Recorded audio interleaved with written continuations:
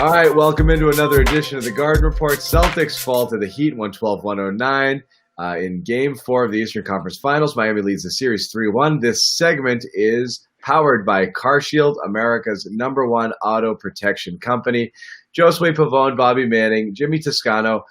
We're going to talk about specifically here Jayson Tatum, who ended up salvaging his game in Game 4, but looks good in the box score. It looks good. He had an unbelievable second half, but possibly the worst first half we've seen him play. And it was almost an atypical one. We've seen halves where Jayson Tatum just can't hit anything.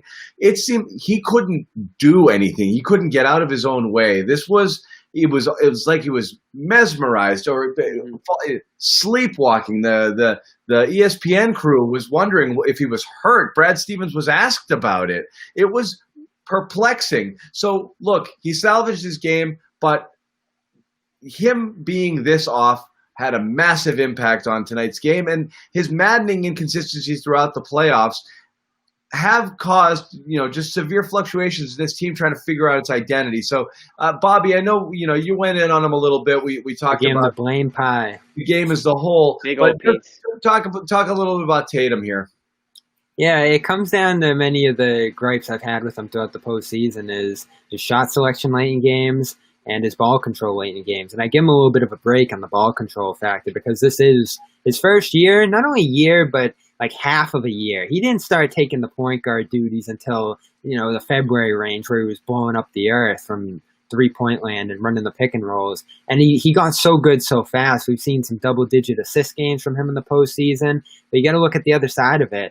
The turnovers have been so high from him. Not quite James Harden level, but when you're splitting ball time already and you have 6 turnovers, that's high.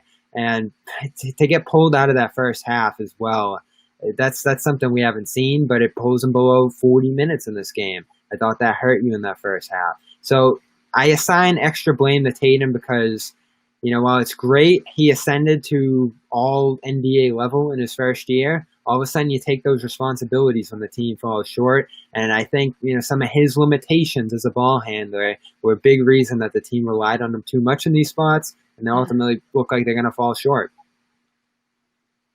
Josue?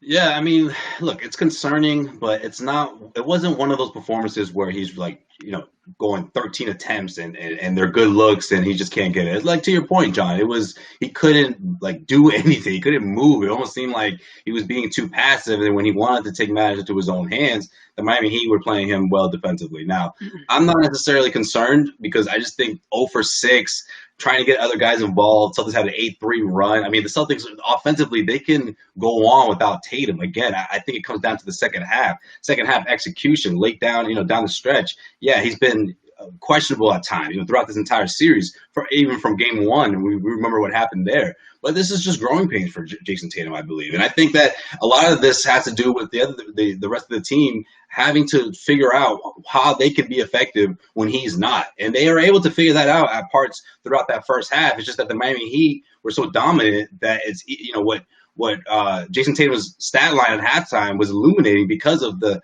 way the Miami Heat were playing the Celtics. For me, and I think for all of us, there's no question the talent is there for Jayson Tatum.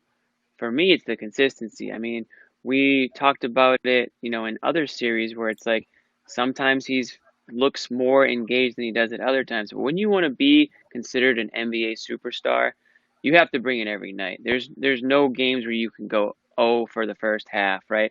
I mean, your team's counting on you to sort of set the tone. They're looking for you down the stretch.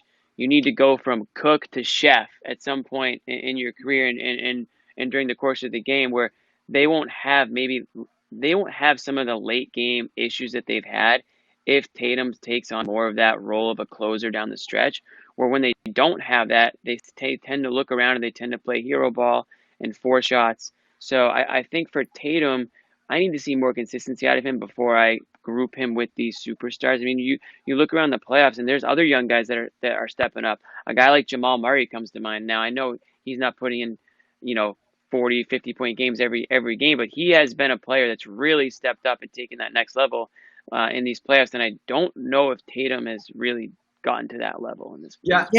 For And me, it's okay. it's the number of it's the number of bad plays that he makes, and that's the thing is Or non-plays.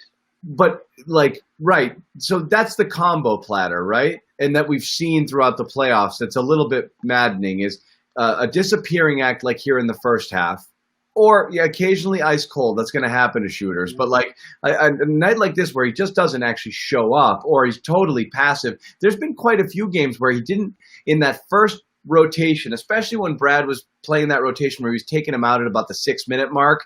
He might not get a shot off in that time, and maybe that's partly because they weren't running plays for him. But there's a few of those that happen, and you're like, all right, well, you didn't get Tatum going early. Hopefully other people were able to get it. But it's the amount of bad plays late that seem to add up in some of these games where whether it's poor shot selection, a sloppy turnover, there's just too many of those for a player of that caliber, especially when you're counted on to do as much as he's counted on to do. If you're going to have the ball in your hands, you can't make that many bad plays. And again, the turnovers have just been murderous. And, some of the shots and the shot selection and the ISO ball that's kind of plagued them, throughout the playoffs on and off when they needed buckets. It just isn't consistent enough. But real quick, Bobby, I wanted to get a thought from you. I just want to tell you about our sponsor, which is CarShield, America's #1 auto protection company. Call 800-CAR-6000, mention the code BEAT, or visit carshield.com. Use the code BEAT to save 10%. Now, Bobby, you were gonna go on Tatum a little bit here. Yeah, because he does deserve credit for the second half. Like, I'm going to qualify that a little bit because what he did in the third to make up all that ground, 16 points, in the second half of the third was pretty amazing. I look back on his fourth, he made big shots there, too. Unreal. Yeah. But you put so much pressure on yourself in that spot in the second half by, the minutes you were off the floor in the first half, the points you didn't put up in the first half. Like, it's weird because it's been the opposite with him. In the first half of these games, all postseason, he's been tearing it up. And then as you get into the fourth, he's got the stat line going into that. He doesn't execute as strong as you want. And he's had a few questionable heaves late in the game in this one, too. But it's a consistency factor, like Jimmy said. The superstars, the top 5 guys in this league, for the most part, besides Kawhi this postseason late, aren't absent for stretches of games completely. And he's still getting into that. All right, you know what? You got me there. But all right, I guess there's a trend. Yeah, it happens, guys. This is what we're talking about. This is unique. We're hard on him because we are. And I wonder, some people push him and say this guy could be the best in the league. This guy's going to the Hall of Fame one day. So there's a balance there. You got to be hard on him if that's the expectation. That's the thing. You're judging him on a scale of a person who he's got to be your best player because he is. He's the best all-around player on the team. It's not close. Best in the series. He should be. And he should be. He should be the best player in the series, which means you got to have 1 or 2 Tatum games where he's taken over the game. He's got to win you 1 or 2 on his own. Yep. That's what you're counting on from him. That's who he's supposed to be. And so you're grading him on a totally different scale here. And that's the thing is he that guy? Will he get to that? And again, this is low-hanging fruit sort of stuff, and I hate going into this level of analysis, but the body language, the sulking, the whining with the fouls, the foul hunting, frustration when he can't get going, and committing bad fouls or turnovers. These are things you got to clean up if you're taking it to that next level. You just got to be an animal. Just go get it. Be that killer. And again, I think we're spoiled because we saw it for that otherworldly stretch right before the lockdown, where it was like this guy's on a different planet. He was all of a sudden like, he might be a guy. For those 2 months, he was top 3 in the NBA. He was crazy good. And so then you see this kind of come back to earth, and you see flashes of, Tatum we've seen before, not outside of that stretch. So maybe we were spoiled by it. Well, in the moments he comes through, he has that level of impact. He almost single-handedly changed his game in the final minute with the steal and the 3 and like just making 3 plays in 1 minute. Yeah. But it goes back to where was that in the first quarter and second quarter? Like nothing really changed out there. It wasn't like the Heat completely changed how they were defending him or the team. It was just something on his end that he needed to click or just become more engaged. I'm wondering if John, you just mentioned how hot he was before the lockdown. I'm wondering if he's the type of guy, and this isn't an excuse because everyone's playing on the same court, but I wonder if he's the type of guy that needs to feed off of the energy in the stands or the atmosphere. Maybe he can't get himself going the same way. Yeah, I don't know. So he needs Philly's defense. That's what they all need at this point. Philly, I forgot about them. I just can't get out of the fact that this team is like an identity crisis. Like, they don't know who they are anymore. Yeah. Like, we're not quite sure who they are or what to expect. And it's the first time that they didn't have that double-digit lead, and they just were beside themselves. They didn't know what to do. They didn't know how to handle it.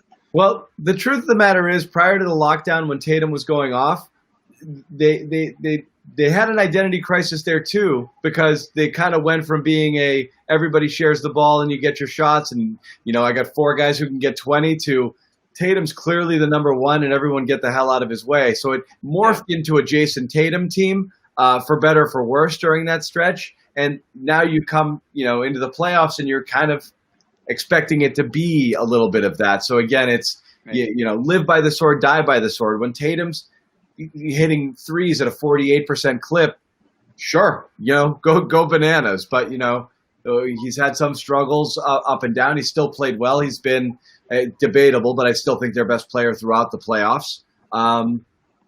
It's just, you expect at this level and at this stage, with where they are on the cusp of making the NBA Finals against a team that they can beat, you really want Tatum to carry you.